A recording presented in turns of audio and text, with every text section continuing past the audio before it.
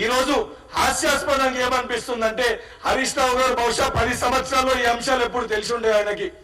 ఈ రోజు ఏదైతే మేము పరిపాలించే తీరు తట్టుకోలేక జీర్ణించుకోలేక నీకు నీ బామ్మర్దికి మధ్యలో అయితున్న పంచాయతీ బయటికి రావద్దనే ఉద్దేశంతో నిరుద్యోగులని వాడుకొని ఈ అంశాలని బయటికి తీసుకొని వచ్చి తప్పుడు ప్రచారం చేసే ప్రయత్నము బీఆర్ఎస్ పార్టీ నాయకులు వాళ్ళకి సంబంధించిన కొంతమంది వ్యక్తులు ఈ యొక్క యువకులని రెచ్చగొట్టి రాజకీయ లబ్ధి పొందే ప్రయత్నం చేస్తున్నారు. నిజంగా మీకు చిత్తశుద్ధి ఉంటే ఆ రోజు ఇదే చిక్కడపల్లి సెంట్రల్ లైబ్రరీలో ఏదైతే ప్రవళిక ఒక చెల్లె ఆత్మహత్య చేసుకుంటే ఆ కుటుంబంతో మీరు వ్యవహరించిన తీరు, ఆ చెల్లె గురించి మీరు మాట్లాడిన వంకరి మాటలు యావత్ తెలంగాణ సమాజం గమనించింది. మీ యొక్క వ్యవహార శైలి ఏ విధంగా ఉంటే ప్రజలందరూ కూడా చాలా స్పష్టంగా చూశారు. నిజంగా మీకు చిత్తశుద్ధి ఉంటే ఈ అంశాలన్నిటిపైన మాకు సంపూర్ణ అవగాహన ఉంది. మేము చేసిన ప్రతి ఒక్క దానిపైన మేము బహిరంగ చర్చకి మేము సిద్ధంగా ఉన్నాం.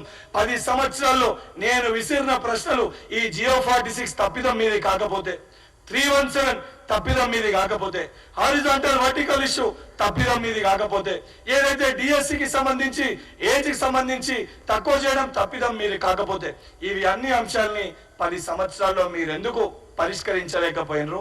10 నెలలు కాకముందే మేము ఏ రకంగా పరిష్కరించగలిగినామో కొంచెము విజ్ఞతతోటి ఆలోచించాలని చెప్పి హరీష్ రావు గారిని కోరుతున్నా.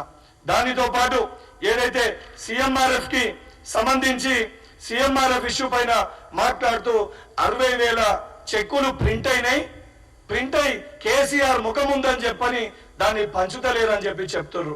చాలా స్పష్టంగా సిఎంఆర్ఎఫ్ లో కూడా ఏ రకంగా అవినీతికి పాల్పడి ఒకే వ్యక్తి పేరు పైన అకౌంట్ నెంబర్ను మార్చి ఏ రకంగా ఆ పైసల్ని కూడా హరీష్ రావు గారు సంబంధించిన వ్యక్తులు దండుకుర్రో చాలా స్పష్టంగా ఆ డిపార్ట్మెంట్ లో కొంతమంది వ్యక్తుల్ని కూడా ఈ ఇష్యూ పైన అరెస్ట్ చేయడం జరిగింది. వాస్తవానికి ఉన్నాయి 30,000 చెక్కులు. ఆ 30,000 చెక్కుల్లో కూడా ఏ రకంగా స్కాములు చేసిరో అవన్నీ అతి త్వరలో హరీష్ రావు గారు మీరు చేసిన తప్పిదాలు కూడా, మీరు చేసిన స్కాములు కూడా బయటికి వస్తాయి. మీ పేసీలో పనిచేసిన వ్యక్తులు ఆల్రెడీ అరెస్ట్ అయినరు. ఏదైతే ప్రజాప్రభుత్వం ఏర్పడినాక రేవంత్ రెడ్డి గారు ముఖ్యమంత్రి అయిన తర్వాత చాలా స్పష్టంగా ఏదైతే జూన్ ఆ ఇష్యూకి సంబంధించి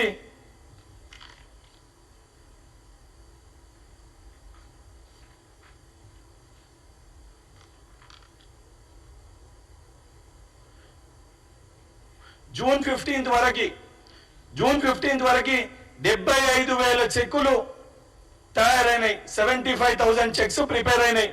ఆల్రెడీ ఆ సంబంధించి 15,000 చెక్కుల్ని లబ్ధిదారులకు కూడా చేకూర్చినాము.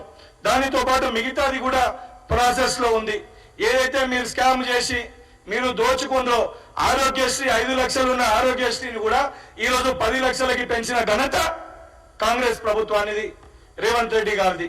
ఇవన్నీ పక్కన పెట్టి మీరు చేసిన స్కామ్ల పైన మాట్లాడక, మీరు దొంగతనం చేసి ఆ దొంగతనం బయటికి రావద్దనే ఉద్దేశంతో దొంగతనం చేసిన వ్యక్తులే ఈ రోజు దొంగతనం ఎట్లా జరిగిందని చెప్పి మాట్లాడే విధంగా, చెప్పే విధంగా చిత్రీకరించే ఒక ప్రయత్నము మీరు చేస్తున్నారు. ఏదైతే ప్రతిపక్ష పార్టీగా ఉన్న మీకు ఇది కరెక్ట్ కాదు. వాస్తవాలేందో రాజకీయాల్లో సుదీర్ఘ రాజకీయాలు ఉన్న మీరు, సుదీర్ఘ అనుభవం ఉందని చెప్పుకునే మీరు ప్రజలకి, విద్యార్థులకి, యువకులకి వాస్తవాలు చెప్పే ప్రయత్నం చేయాలి తప్ప ఏదైతే ఈ యొక్క ప్రజా పరిపాలనని ఏదో నిందించాలి, జీర్ణించుకోలేక తట్టుకోలేక నా బావది బొమ్మది మా పంచాయతీ బయటికి వస్తే అది ప్రచారం అయితే ఇబ్బంది అవుతుందని చెప్పి తప్పుదో పట్టించాలి, సైడ్ ట్రాక్ పట్టించాలని చెప్పి మీ అంతర్గత మీ ఇంటి పోరు కోసం బయటికి వచ్చి ఏది పడుతుంది మాట్లాడితే సరికాదు. ఇంకొకటి ఏదైతే యువకులు వచ్చి రిక్వెస్ట్ చేసుకుంటే